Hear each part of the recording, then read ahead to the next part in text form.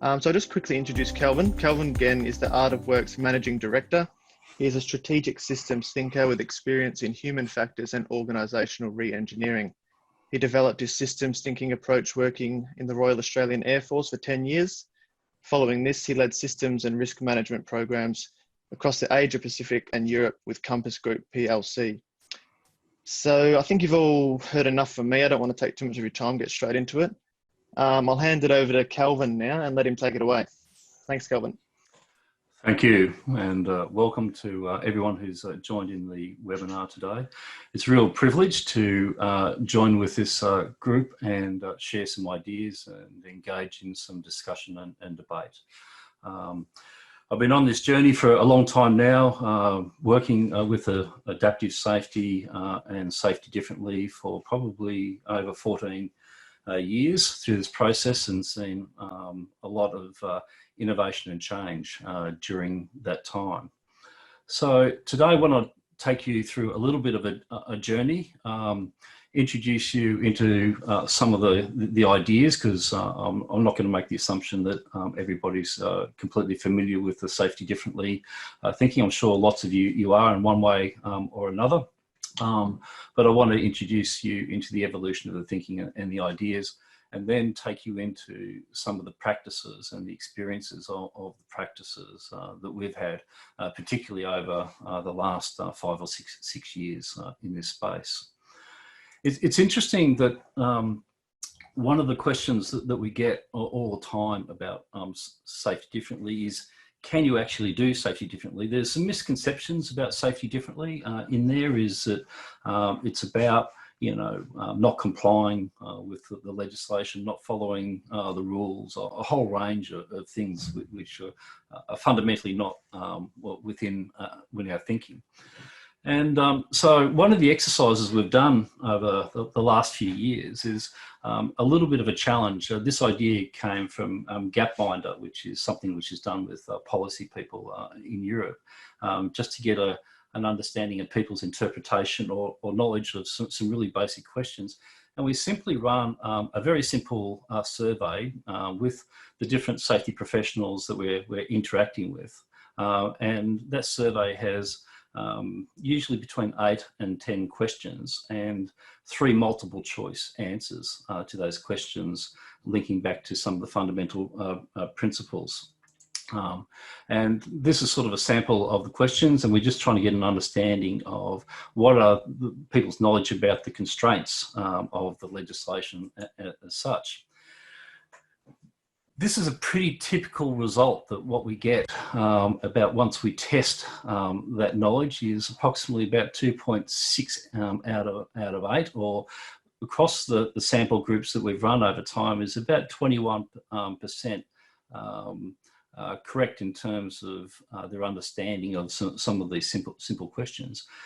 And in essence, it's not because they're wrong in terms of their interpretation, but it may be the way that the safety systems have been designed, have actually designed in constraints that actually don't sit there within the systems or within the regulation and rules that apply to what to do. In essence, there's a lot more freedom within the regulatory framework than we actually sometimes think. And it's often sometimes even within the regulatory interpretation, but often that regulatory interpretation is against the systems that have been created by organisations themselves. So part of the process of safety differently is opening up the thinking and opening up the possibility is there are different ways to engage with safety and different opportunities to explore. So when we kicked off this process, one of the things we started to think really carefully about was brand. And brand is an important concept, and it's often paid little attention to from a safety perspective. And so whenever we see a brand, it immediately evokes different ideas about it. We see the Apple brand, for example, and we do think about innovation and a whole range of things in that space. With any brand, it'll attach its own values and contributions. Well, safety is exactly the same. Safety has a brand and it has a perception that's out there. And when we embarked on the Safety Differently journey, it was thinking about, can we reinvent the brand of safety? Can we shift it?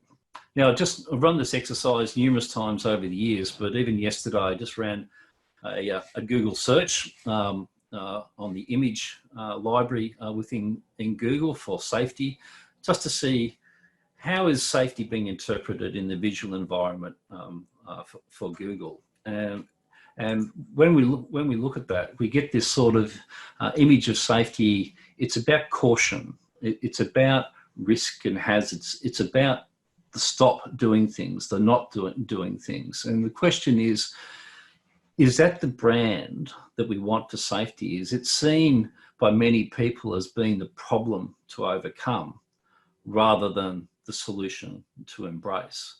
And it's conditionally, I think this is the broad experience of how safety has been reflected. It's often missing the great value that sits within the safety offer. And the thinking about safety differently is the thinking about shifting this space of thinking. So the idea is, how do we shift from barriers to thinking about flexible, value-add, dynamic solutions, in essence, being part of the way that organisations succeed and build success for successful and safe work. So one of the underpinning principles, and we talk about in Safety Differently, is this concept of connection between successful work and safe work. They're intrinsically tied together. And as a practice, if we can link those two things together, that will be the way in which we shift the brand. And we'll start to shift the brand.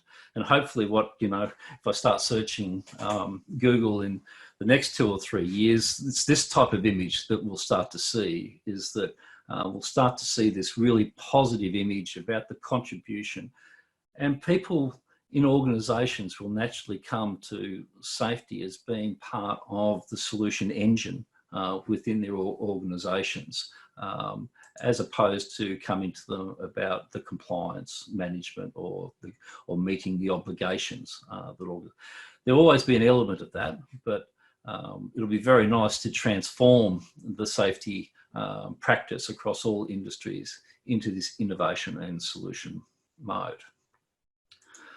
So if we think about the history of safety, some of you may be familiar with this particular event. I'm going to come back to it a little bit later in the presentation. But what you're looking at here is the successful landing of a B-17 Fortress bomber during the Second World War. And you might be surprised, if you haven't seen this image before, that I am labelling this as a successful landing. The reason I'm saying that it's successful is that this particular aircraft was sent out on a sortie, which normally would have been a bombing mission. And it's managed to complete that sortie and successfully return back to the runway, landed the aircraft, and in the process of returning the aircraft back to the tarmac in the taxi process, the pilot has raised the landing gear, and that has catastrophically resulted in the damage to this particular aircraft. Now, particularly starting from the 1900s to the 1930s, it very much started to build this concept of pilot error being at the source of this particular problem. So in essence, we have an intact aircraft returning back, and it was the role of the pilot to actually raise the flaps, which was the intention of what the pilot sought to do, rather than raise the landing gear.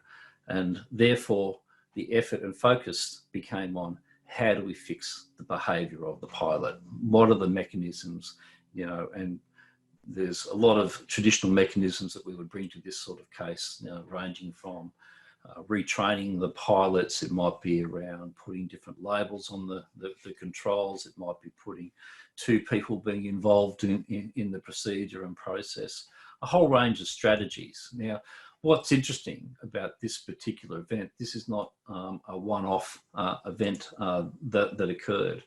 That in essence, this particular event happened 400 times in a 22-month period. So in that period, a whole range of behavioural interventions were tried, and the result was repeated 400 times, which would suggest there was recognition of the pilot error, but the solution that was being applied was not achieving the desired result. So in this context, it's led to a range of different thinking that's evolved over the years. Professor Erich Hollnagel built the concept really initially out of Safety W and Safety Z, which transformed into Safety 1 and Safety 2. And what Erich started to introduce into the thinking was, well, maybe we're looking in the wrong place. Maybe the goal should not be to reduce the number of things that goes wrong. And to reduce the number of things going wrong, we've traditionally come up with solutions of more constraint, more rules, more barriers, behavioural intervention, these sorts of things. What Erich propositioned was, maybe it's more interesting to understand how things go right. And the more that things are going right, they clearly can't be going wrong at the same time. So this set us on a path of thinking differently about safety and how we should view and create the safety state that we're seeking to desire. So this then came into the work of Sidney Dekker, and Sidney has been communicating and writing in the space of human performance and human error for all of this decade, and has really built some of the key insights. And the synthesis of the ideas between Sidney and Erich came into this idea of challenging our thinking, particularly our thinking about people in this mix, this idea of the human being the problem to control. So our Safety 1 view, as Erich would describe it, was people are a problem to control. And simply what we need to do is to constrain people and the like to reduce the error quotient from occurring.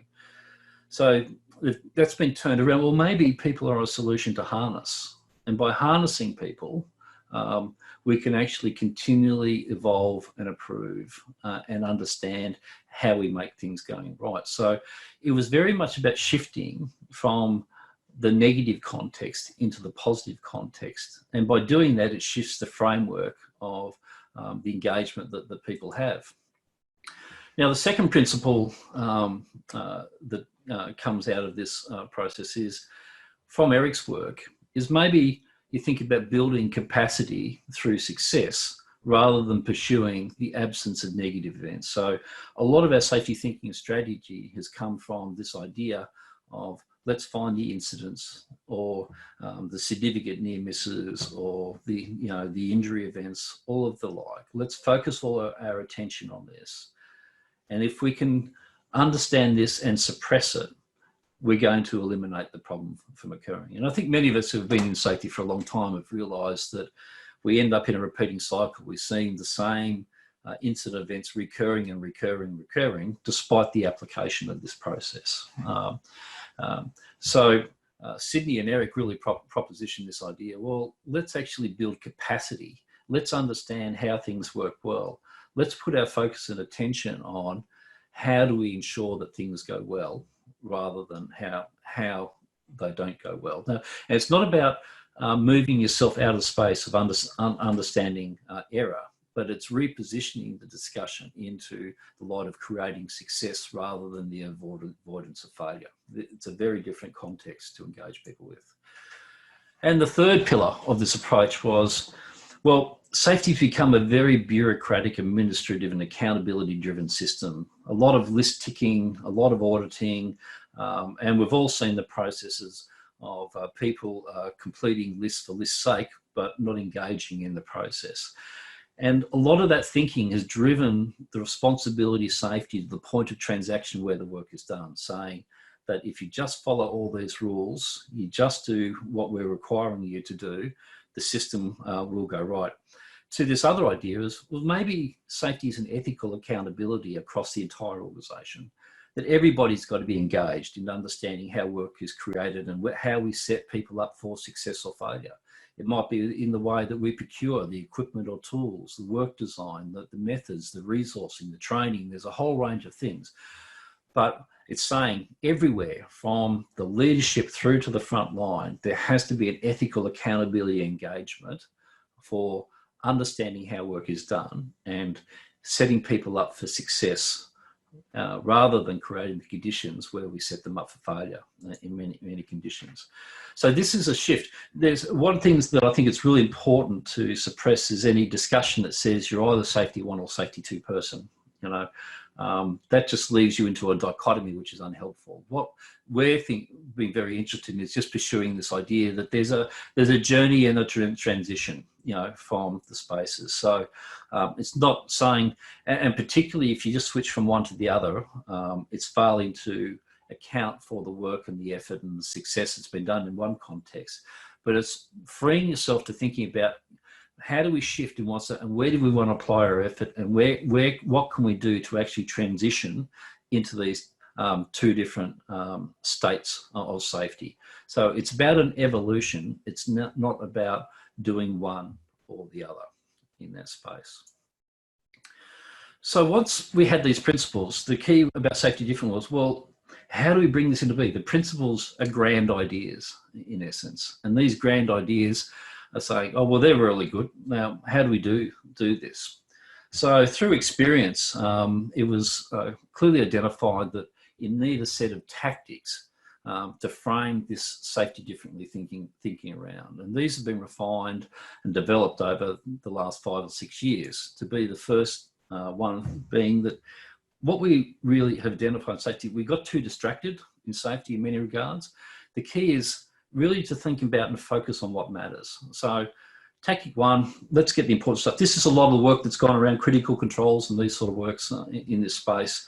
It's thinking about, what are the important things that relate to work and relate to safety, and that's where we put our time and effort into that space. The second was an introduction of an idea and a concept. I'll touch on a little bit more, but this idea of creating flexibility within a framework. And I'll give this a little bit more explanation, but it's understanding about where you set the boundaries, how you construct the rules, and how you allow people to make choices in the controls and the network methods that they use. It's recognises that there's variation.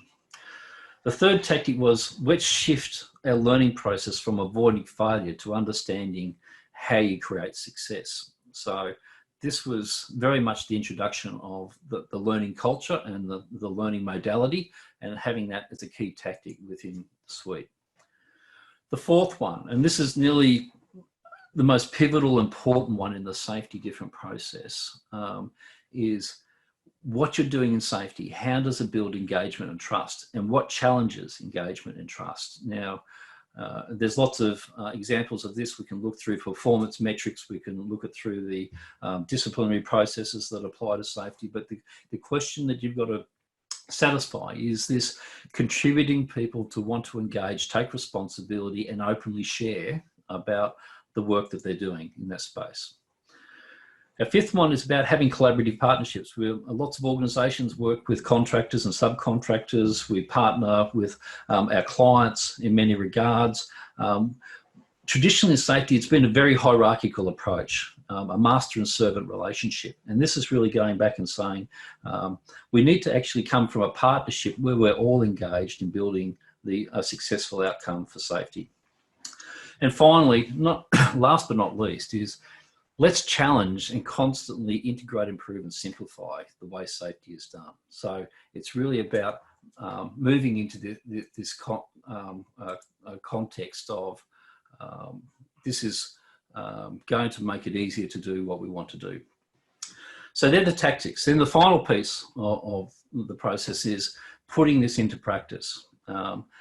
And in Safety Differently, it brings in the concept of Eric Holnagel's resilience engineering. So the idea is if we think about work, the first part of what we're doing is anticipating. So this is the work as imagined. It's about the experience we have in an organisation, the plans, the work method, the risk controls, the skills, supervision, all those sorts of things. And then understanding that work is done is in a different space. And that's in the work is done, how do we build the adaptive capacity to actually counter and accommodate the variations that occur? How do we mitigate? How do we have the emergency controls, those sorts of things? The fourth part is understanding performance. Make sure we've got feedback that informs building that adaptive capacity. Understand how well do our controls work, for example, in that space.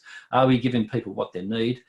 And once we're getting that information is how do we use learning to actually inform the start of the process, the anticipation, the way that the work is done. So this is about involving the ideas of people in innovation. Ultimately, it's about engaging this flexible solution sort of context. Now, when we bring that together, this is what the concept of safety differently looks like. One of the interesting features, though, is that none of this can happen without leadership. And the leadership is a really interesting question to engage in. And what we would say is not safety leadership. This is the way that leadership is embraced across an organisation. And what we've learned is there's a type of leadership built around the principles of restorative just culture from Sidney Dekker that are really core to this process. And enabling leadership simply says as leaders, to move from constraints to facilitation. So you need to become an enabler, moving from reactive to creative, right? So how do you actually look at challenges to the performance that's going on and move into the creative space rather than the disciplinary space, for example? How do you move from having the answers as leader to posing much better questions?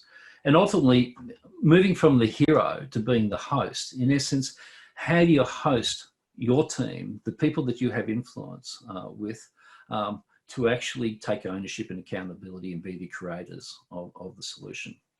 So the characteristics of this type of leadership are then built around these characteristics of trust, shared responsibility, curiosity, and learning. So with trust, trust is this really thing that's really easy to break and really hard to create. So it's a real willingness to share open ideas, opinions, feelings, these sorts of things. And that information is not used in an adverse context. The shared responsibility is about being clear on role and contribution and delivering a successful outcome, and the ownership that an individual needs to exercise to make success happen.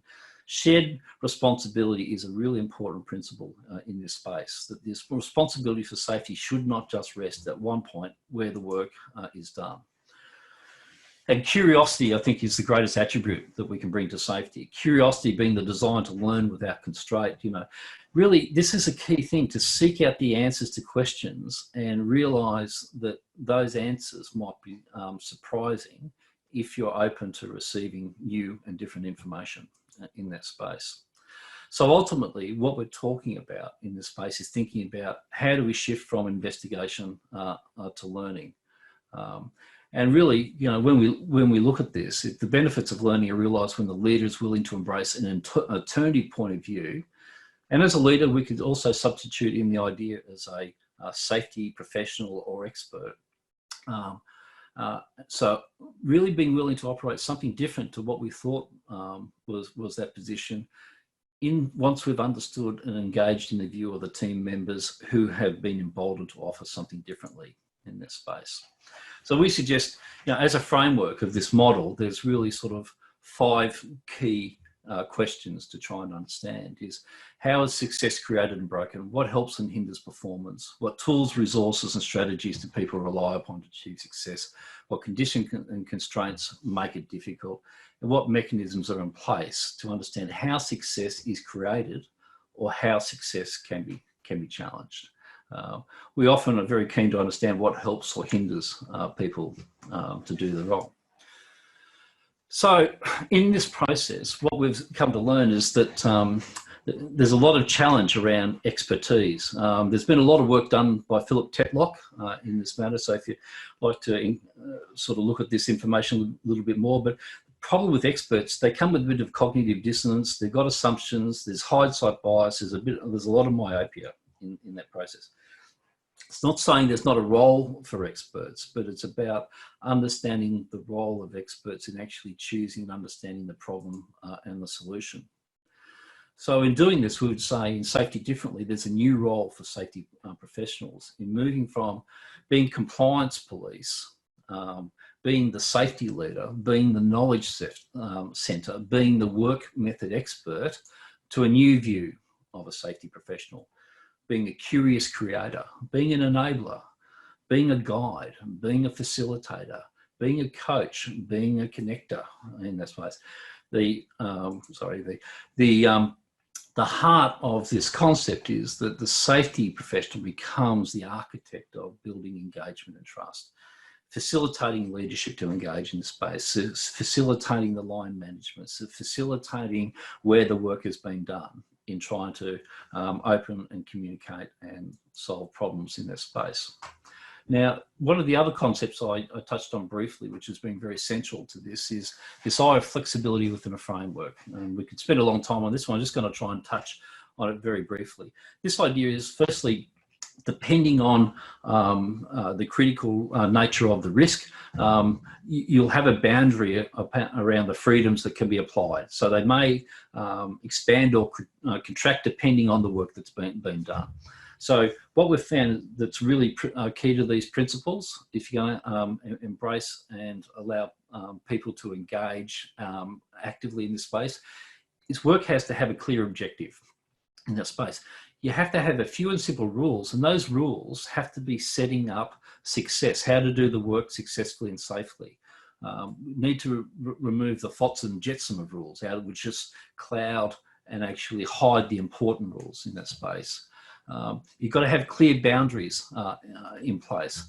There's got to be discretion and freedom of action, and it only works where you've got the skill and will of the participants to be actively engaged in this space. So there's different points that this can apply.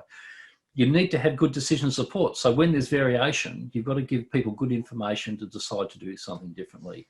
And the work has to have an underlying purpose. And ultimately, you know, the way that the work is looked at, you've got to have a tolerance of the team for uncertainty and ambiguity, so that we know that this is the case all the work, and you've got to understand that and work out how to embrace that.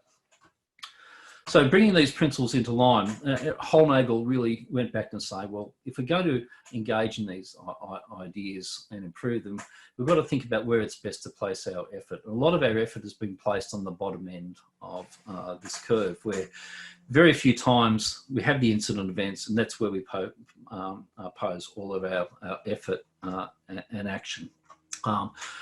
In a very small amount of times, there's unsurprising successes. And again, that can be another point to think about. But most of the time, work happens in one way or another, in imperfect or perfect manner, without those unwanted events happening.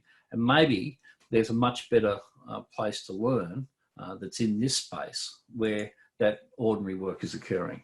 So again, this is about embracing, thinking about that process of let's understand what goes right. So we're not focusing our efforts on what goes wrong. It's interesting during COVID that we've seen, I think, some unintended practical applications of, you know, the thinking around safety differently. If we look at what's happening out in the retail space and things, a lot of the ideas and things have been put in place have been actually done and generated from the workforce themselves. We know in lots of organisations, it's the frontline workers who have been actively engaging and thinking about how can we set up and successfully operate in these environments. It's been a very adaptive environment, and there's been a huge amount of innovation to try and navigate this very difficult challenge that we're working within. And that's because we didn't have the rules and the processes set up that we needed to have in this space. So safety differently is a shift in thinking now. It's about moving from hunting error to understanding performance. And performance, both good and bad, is in that equation. And it's been about systematically being connected to the tools, resources, strategies that people rely upon, and the conditions and constraints that people have. So if I go back to our aircraft, which I touched upon, now, is this pilot error, or is it the pilot's been set up for failure. So if our traditional thinking around Heinrich and a lot of the thinking that's come out of that space was very much based in the human error model. But this problem was addressed by Alphonse Chapanis. And Alphonse was a psychologist who was brought in to try and assist in this problem. And what he did that was different was talk to the people involved. So he engaged in this idea of understanding the pilots and what their worldview was. He talked to the engineers. He actually talked to the aircraft manufacturers. And at this time, the design of the cockpits were changing on every aircraft that was being delivered during this thing was changing in the layout of the cockpit and the dashboards. And even the two levers that controlled the flaps and the landing gear could be switched from one aircraft to the other. So in understanding that context, a solution was developed, was saying, well, if there was a better way for us to know how to control the flaps or the landing gear, it would be a better solution. And basically working through that consultation process, this idea came up of putting a wheel on the landing gear lever and a flap on the flap control. And in essence, this eliminated this problem from occurring through this simple change. So it was this first, Alphonse Chapanis is accredited as being the father of human factors, or starting to think about how do you engage in design, how do you connect with people, and how do you understand how people interact with the work system that they're being presented with. The interesting thing is this solution still exists today. If you look at the cockpit of an A380, you'll see the flap control is still a flap and the landing gear is still a wheel, and same with a Boeing 777. It is. Now, there's lots of other technology that's been brought into place to solve this problem at the same time, but it's interesting that it has continued through into the current design.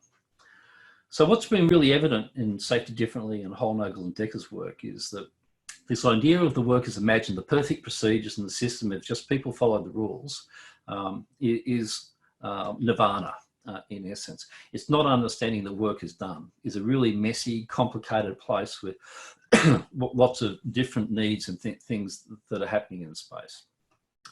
So when we go out in this mode of Safety Differently, it's about looking at work differently. So this is an example from a construction site, the use of a cheetah bar.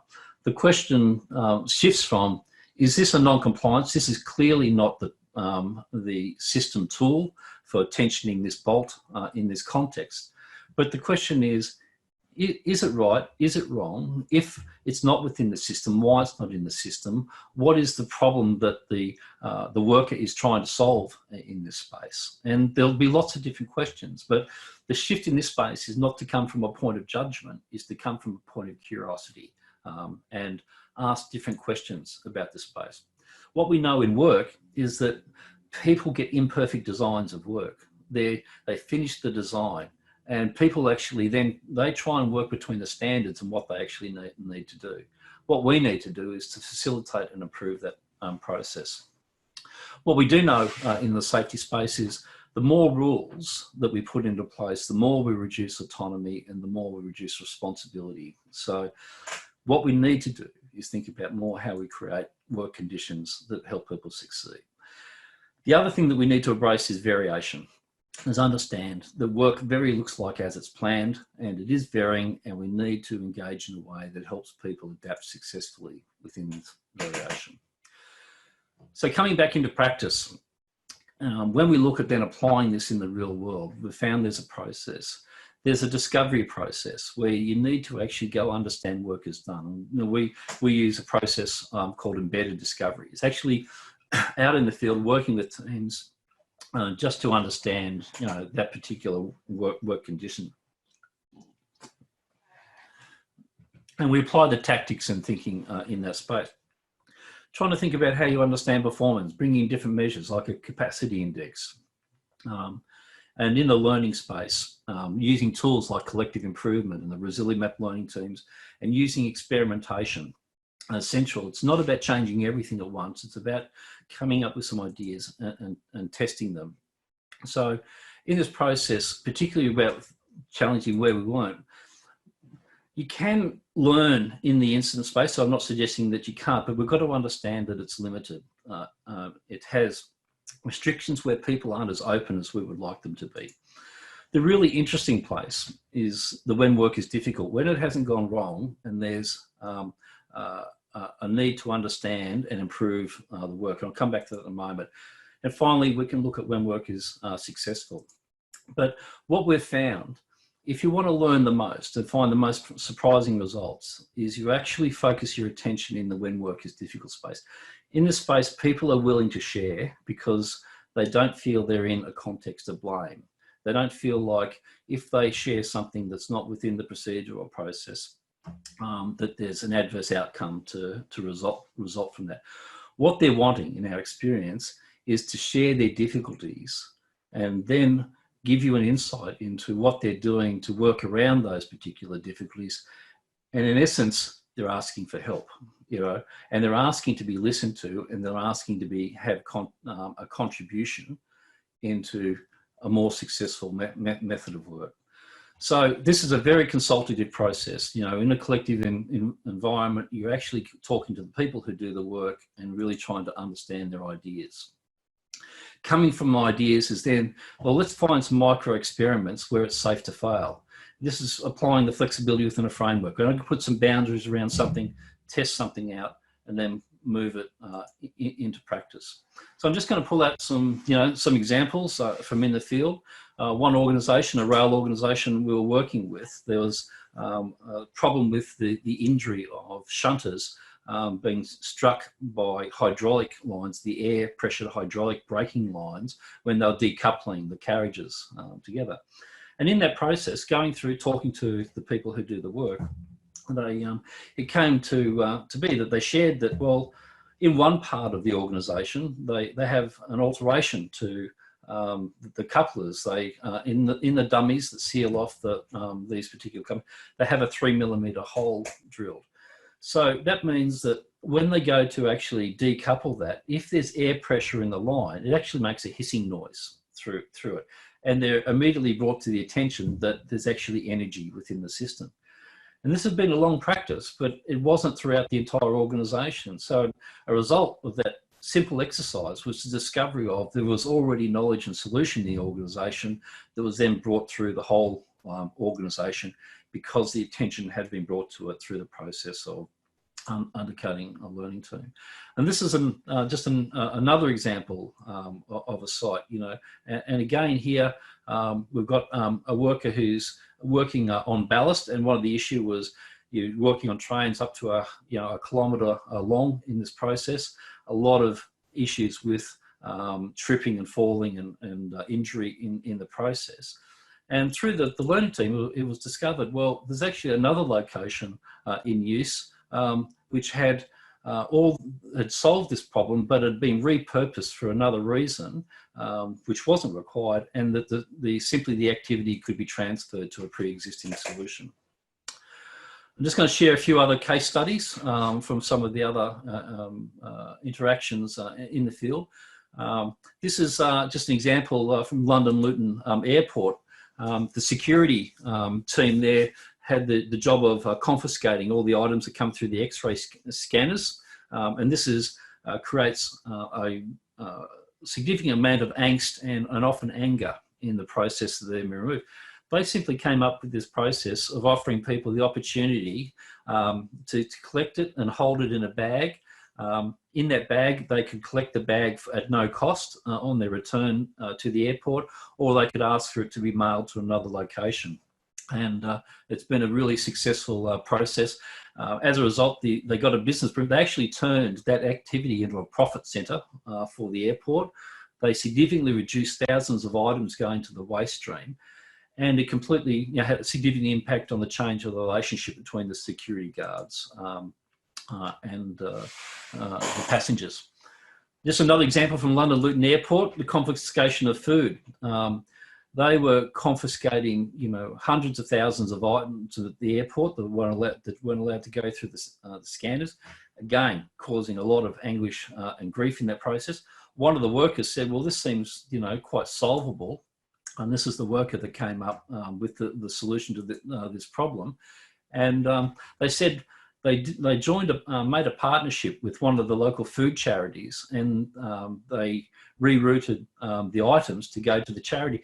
And when they had the interaction with the passenger, they invited them, say, we can dispose of the item or we can have it donated to charity. If you would like to donate your item to charity, it'll go to these particular food groups. And again, it had a huge impact. Now they've got over 100,000 items each year going to local food charities, which improve the corporate responsibility, improve the environmental impacts from reducing the disposal, which was happening before. And it actually, passengers came away with a positive feeling, the interaction. They actually felt they'd made a contribution rather than having something taken from them in that space. I'll give this another example in terms of this came out of a fatality event and in the construction of Shell service stations in Southeast Asia. This it was in Indonesia. And again, a different approach was taken to this process rather than going through the traditional approach of, looking at why, the harnessing requirements were complied with, so the working at height procedures had been breached and a whole range of things. The death was caused by a subcontractor on the site. The process was taken to actually talk to the contractors and the people involved, and get their ideas about doing this construction project differently. And the idea came out immediately from the constructor saying, we don't know why we're constructing these things 6 meters in the air. Surely they could be constructed on the ground. So the question was put to the engineers, and the engineers said, no, of course we can construct it on the ground. It's just that nobody had asked us that question. So it wasn't the engineers getting it wrong or anything else. It's just they're operating within their own paradigm. They're not understanding the work as done component. But if you put a different question to them, they can assist with a different answer. And they said, well, why don't we construct them on hydraulic rams? And in essence, that was done. A hydraulic ram method was developed, put into place. This shows you what it looks like. And this idea is about how you use learning teams and design and safety in design as part of the whole process of engagement. And this is this ethical accountability about everyone being involved in the process. The interesting thing was, this is the impact that it had. In the construction of a given canopy, it reduced the working at height from 3,250 hours per canopy to 50 hours. The time frame construction went from 25 to 30 days down to 6 to 8 days. It was hugely more efficient and much safer as a result in that process. And again, this came from an Indonesian subcontractor being the key idea, not the way to actually do it, but if you like, the initiation of challenging, asking a better question in this space. As a result, this process has been rolled out all across Europe and is now the standard way of doing this process. A couple of other examples. This is just looking at a rail corridor.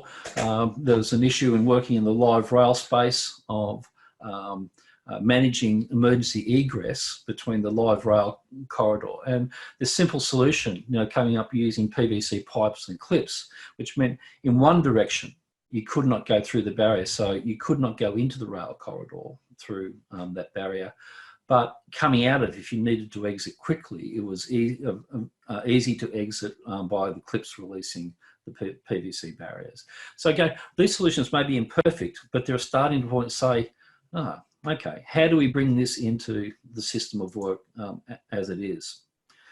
Another really interesting example was with Qantas, with a process of working on the A380 engine change. Qantas had issues with the A380 engines, and they needed to change all of the A380 engines across the fleet.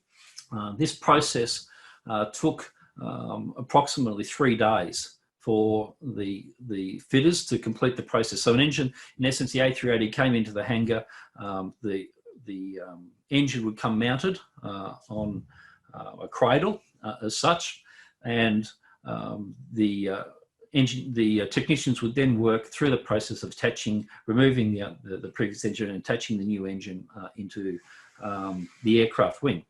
Now, when the fitters were asked what their key issue was, they said tools.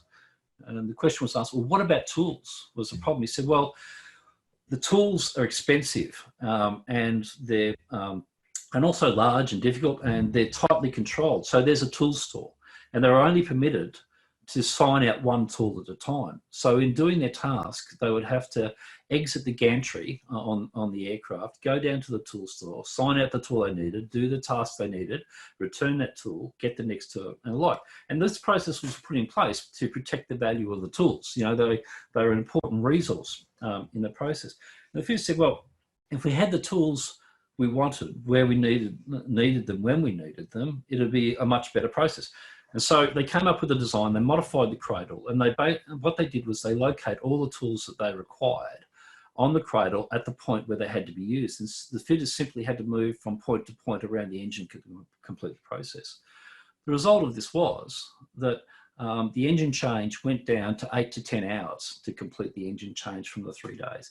That had a huge productivity benefit from Qantas's perspective. But interesting, it also had a safety benefit. They were no longer having to do the access and egress from the gantry and access and egress carrying large and difficult tools to manage into that process. So they got a significant safety improvement at the same time. So this is the idea that we tie these two ideas together. You can see lots of other little practical examples.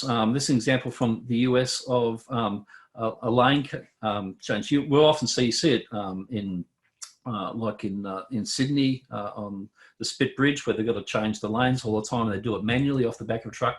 This team came up with an idea of having a little device mounted to the front of the vehicle, and they drive through it at a constant pace, and it simply shifts the cone from one lane to the other lane. There was a great little example of a design done where they had low compliance with pedestrians not stopping for the red man, and they came up with this idea of creating a dancing traffic signal. And they found that compliance significantly increased when they changed the interaction between that, and the fact that you had a dancing traffic signal had people actually engaging and participating in that process. Can be as simple things as we often see. This is from a farm in New Zealand. Sometimes simple things are really good. You know, often we can have complicated documents and procedures on things, but other times they've come up with a local modification saying, this is what you need to know when you need to know it. And thinking about that. So you have a look at this and saying, well, that's that. Well, how do we embrace that? There's clearly a need here. Let's not look at this as being a non-compliance or something that's different. Let's look at how to embrace it and how to engage it as a solution in that process. So look, it's been a very quick tour through, you know, some of the ideas of safety differently. Hopefully I've given you a bit of an insight into the concepts and structure for the safety differently thinking and some of the tools and processes that can be used, and some examples of the practice that it has.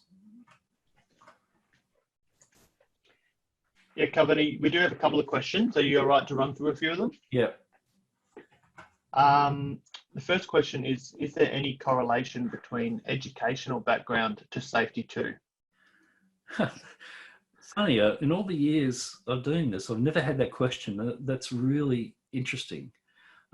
So I'm not able to give you, you know, if you like, an academic resource. I know there's been some work done by people in this space. I expect people like David Proven and the like would have probably more insight into this space.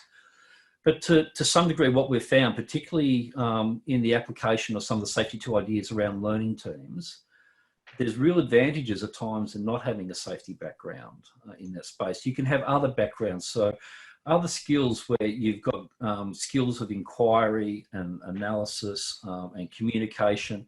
So what we would say is, I don't think it's a help or a hindrance in that space, but it is there are skills that need to be, you know, adapted and applied.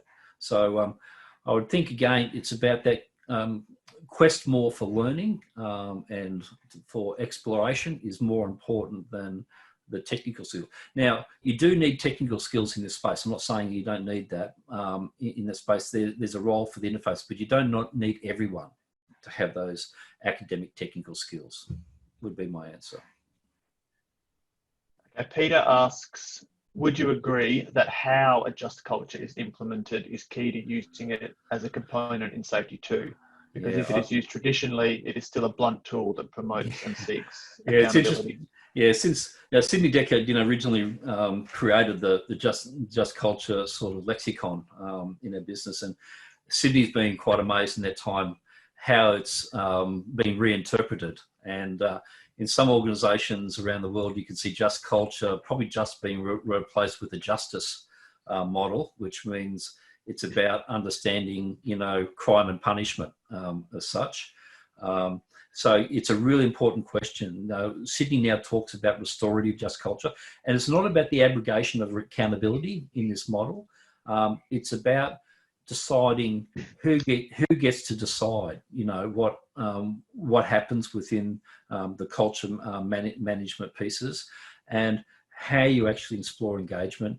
And it's quite a difficult thing to actually execute and do. And it's central. Successfully building this just culture model is central to making learning teams work, building the engagement and trust and those sorts of things. So in the Safety 2 world, I would very much agree that you can't do it without that underlying premise of restorative just culture.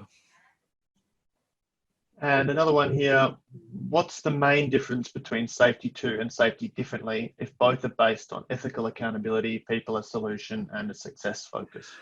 Oh, yeah, look, I think that the difference of Safety Differently is the structure and the tools of implementation that have been constructed around it. So there's a clear alignment in the principles and ideas. Safety Differently draws a lot upon the Safety 2 insights and the resilience engineering work of Eric Hollnagel, and acknowledges that Safety Do, part of its purpose is being interpreting those ideas into a model for strategic implementation and practice into organisations. So it goes much more into the application process. Awesome. Well, I don't think, unless there's more questions filtering through, I think we might wrap it up there. Just a reminder to everyone that the video recording and podcast link, along with Kelvin's details, will be sent out on Monday. So yeah, on behalf of Marsh, I'd just like to thank Kelvin for his time today. I'm sure everyone got a lot out of the presentation. Kelvin, do you have any final words? No, just look, very hopeful that people do get something out of it. Safety Differently is very much about sharing ideas and building upon knowledge, and any way that from the audience today that we can share and engage and build the practice, very happy to join in those conversations. Awesome. Well, thanks everyone. Hope everyone has a great day, and hopefully see you at another webinar down the track. Thanks, Kelvin. Thank you.